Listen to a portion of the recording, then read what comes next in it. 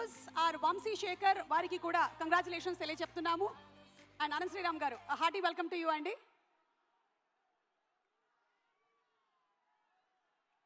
ఉలికి పడి ఊగాల ఉలకైనా నురకేస్తే, అదిరిపడి ఆగాల పిడుగైనా నడుగేస్తే, తెలుగు సినిమాని చూసి ప్రపంచం మొత్తం ఉలికి పడే రోజు, రామ్ చరణ్ రూపంలో తెర మీద అద్భుతాన్ని చూసి హాలీవుడ్ సైతం అదిరిపడే రోజు ఇంకెంతో దూరంలో లేదు. ఆ రోజు పెద్ది బల్ల గుద్ది రికార్డులు బద్దల కొట్టి మరి నిరూపించుకునే రోజు జూన్ 4, 2026. ఆ రోజు మొదలు మీ జోరు, మీ హుషారు ఎవ్వరు ఆపలేరు అని ఘంటాపదంగా తెలియజేస్తున్నాను.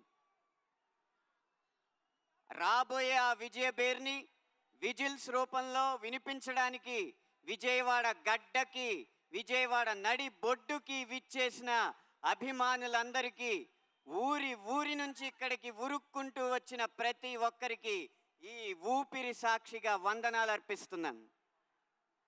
నేను రాసిన పాట వేలాది మంది ముందు ఏఆర్ రెహమాన్ గారు ఎలుగెత్తి పాడడం, రామ్ చరణ్ గారు వెండి తెర మీద విరగబడి ఆడడం, నేను రై రై రారా అని పిలిచిన, హల్లల్లల్లో అని పలకరించిన, మస్సా మస్సా అని ఉసిగొలిపిన, ఉత్సాహంగా వచ్చి ఆ పాటలకి మీరంతా నీరాజనాలు పట్టి వందల మిలియన్ల వ్యూలు అందించడం, ఒక పాటల రచయితగా ఇంతకన్నా విజయం, ఇంతకన్నా గొప్ప ఆనందం, ఇంతకు మించిన అదృష్టం ఉండబోదు అని వినయంగా మీకు తెలియజేసుకుంటున్నాను. ఇవన్నీ కూడా నాకు ఒకే ఒక్క సినిమాతో అందించింది ఆ ఒకే ఒక్కడు. అతను ఎవరో కాదు, ఒక క్రాస్ ఓవర్ అథ్లెట్. కాగితం మీద కథ రాయడం, తెర మీద ఆ కథని తీయడం అన్న 2 ఆటల్ని ఒకే చోట ఒకే సమయంలో ఆడిన ఆ క్రాస్ ఓవర్ అథ్లెట్ మరెవరో కాదు, ఈ చిత్ర దర్శకుడు బుచ్చిబాబు సానా గారు. ఆయన ఇంటి పేరు నిలబెట్టాలనుకుంటారేమో, అందుకనే మమ్మల్ని అందరినీ అలా సానపడుతూ ఉంటారు, మా మెదళ్ళకి అలా సాన పెడుతూనే ఉంటారు. రేపు 4వ తారీఖున మీరు చూడబోయేది పెద్ది సినిమా మొదటి ఆట కాదు, పెద్దిని గెలిపించడానికి బుచ్చిబాబు గారు చివరి వరకు చేసిన పోరాటం అని నేను ఖచ్చితంగా చెప్పగలను.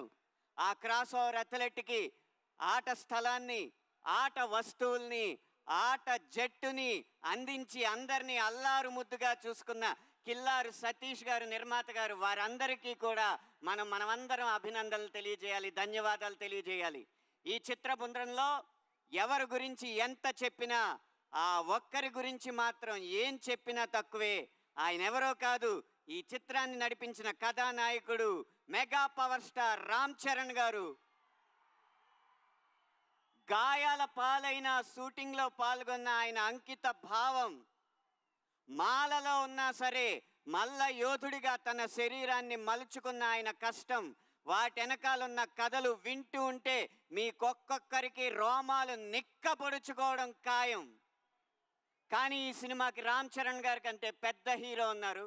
అవును, మీరు వింటున్నది నిజమే. ఈ సినిమాకి రామ్ చరణ్ గారి కంటే పెద్ద హీరో ఎవరో కాదు, ఈ పెద్దిగాడి కథ కొండరాళ్లనే కండరాళ్లుగా మార్చి ఆడి పోరాడి కండాల్ని కదిలించిన పెద్దిగాడి కథ. మీరు టీజర్లో నిదర్శనం చూసే ఉంటారు.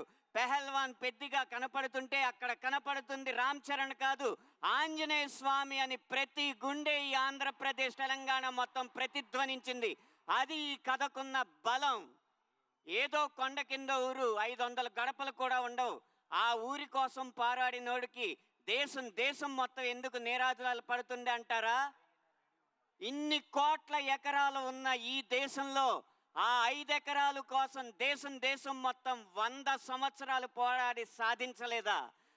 ప్రతి ఊరు ఈ దేశానికి అయోధ్యే. అక్కడ పుట్టిన ప్రతి కొడుకు రాముడే. కన్న ఊరి కోసం, కన్న వారి కోసం అతడు చేసే ప్రతి ప్రయత్నం యుద్ధమే. ఆ పోరాటంలో అతన్ని ప్రేమించి అతని వెనక నిలబడ్డ మీలాంటి ప్రతి ఒక్కడు హనుమంతుడే, బలవంతుడే, భగవంతుడే. కాబట్టి ఈ పెద్ది కేవలం పైకి సినిమా కథలా కనిపిస్తున్నా ఈ పెద్ది కొండ కిందూరి రామాయణం. ఆ రామాయణం ఎంత కాలం నిలిచిందో ఈ పెద్ది కథ కూడా కాలాల పాటు నిలిచి సంవత్సరానికి 10 విజయాలు కాకుండా 10 సంవత్సరాలకి ఒకసారి వచ్చే సినిమాగా ఈ పెద్ది నిలిచిపోతుందని బల్లగుద్ది మరీ చెప్తూ, మండే గుండె నీలో లేదంటే కాలు చెయ్యి ఉన్నా లేనట్టే, నీకు నెగ్గే నైజం అర్థం కానట్టే. ఇది పెద్ద సినిమా ఇచ్చే సందేశం. ఇంతటితో నా మాటలు సమాప్తం. ధన్యవాదాలు. Thank you so much Anant Sriram garu. మీ మాటల ప్రవాహం చాలా బాగుంది, పాటల ప్రవాహం చాలా బాగుంది. మీరు అడపాదడపా మా కోసం కొన్ని స్టెప్పులు కూడా వేస్తూ ఉంటారు కాబట్టి చిక్రీ స్టెప్ ఏమైనా ఇవాళ ట్రై చేద్దాం అనుకుంటున్నారా? లేదు, సతీష్ గారు పారితోషికం ఇవ్వలేదు. అందుకని చిక్రీ స్టెప్ వేయట్లేదా? నేను స్టెప్ వేయాలంటే రామ్ చరణ్ గారి కంటే ఎక్కువ పారితోషికం కావాలి. వామ్మో, నమస్కారం అండి. ఈ ఒక్క వీడియో చాలు రేపటికి వైరల్ అవ్వడానికి. Thank you so much.